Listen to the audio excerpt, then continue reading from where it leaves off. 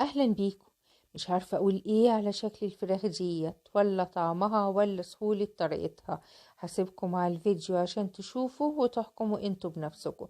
بس في الاول ما تنسوش الاشتراك في القناه واللايك والشير. ويلا على الوصفه عشان نشوف طريقتها مع بعض. انا مستخدمه في الوصفه ديت دبابيس الفراخ، تقدروا تستخدموا اي قطعه انتوا حابينها. هحط معلقة واحدة بس من الزيت، علشان انا مستخدمة الدبابيس بالجلد، وكمان الدبابيس بيبقى فيها نسبة من الدهون عالية. وهتبل بملح، فلفل، بصل بودر، بابريكا ديت مدخنة، لو مش موجودة نقدر نستخدم البابريكا العادية، توم بودر، توابل فراخ،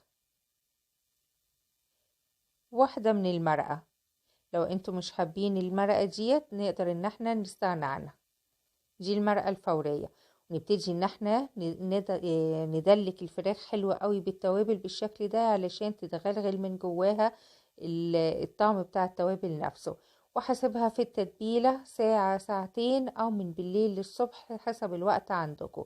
كل ما هتقعد في التتبيلة هيكون طعمها احلى، وهيكون كمان بتسرع في عملية التسوية. معايا بصل مقطع شرايح رفيعة، وكمان فلفل الوان. انا ما كانش عندي الاصفر فاستخدمت الاخضر والاحمر. تقدروا تستخدموا نوع واحد بس لو مش متوفر عندكم الا واحد منهم. والشطه ديت كانت للتزيين. هبتدي ان انا اوزع الدبابيس في الصينيه كده، اخدت كل الكميه. دي التوابل اللي اتبقت من تتبيلة الفراخ نفسها. انا مش هرميها، فهناخد الخضار اللي احنا عملناه وهحطه فيها بالشكل ده. انا مش محتاجة ان الخضار ده يتبل بتوابل تانية علشان ما يبقاش التوابل كتيرة. وفي نفس الوقت انا مش هحطها تحت الفراخ، فمش هتنزل الفراخ التتبيلة بتاعتها، لا انا هحطها بس من فوق. فكده كده مش هتتبل الفراخ، فلازم اتبلها في الاول. فحطيتها في باقي التتبيلة ديت، وهبتدي ان انا اوزعها بالشكل ده على الفراخ من فوق. انا عاملاها كده بس للتزيين، مش ك خضار كتير ان هو يتاكل. هيبتدي ان هو كمان الخضار ده ينزل طعمه على الفراخ من فوق ويديله طعم حلو.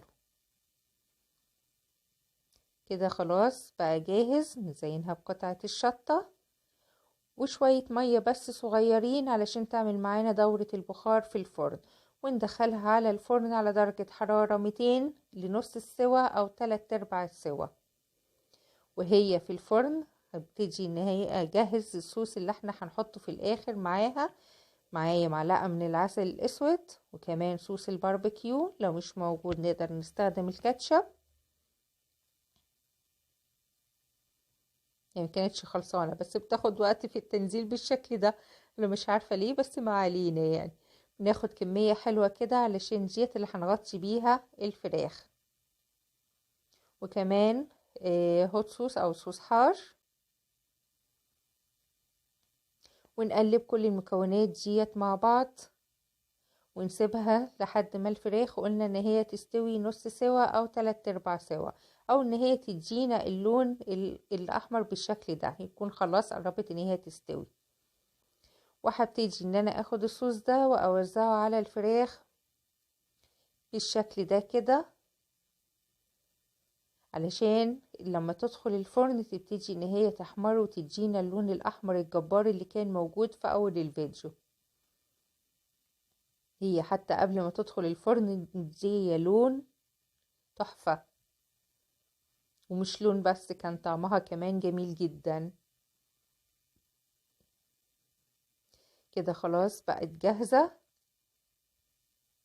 ناخد كل الصوص اللي موجود، وبعد كده بندخلها في الفرن لحد ما بتكمل سواها وتحمر وتوصل لدرجة اللون اللي احنا عايزينها. بصراحة ما كانش لون بس، كان طعم كمان جميل جدا. كده بعد ما خرجت من الفرن واستوت، شايفين السكينة بتدخل فيها بكل سهولة، مفيش مية بتطلع منها، ده كده معناها ان هي استوت. لونها جبار وطعمها كان جبار برضو.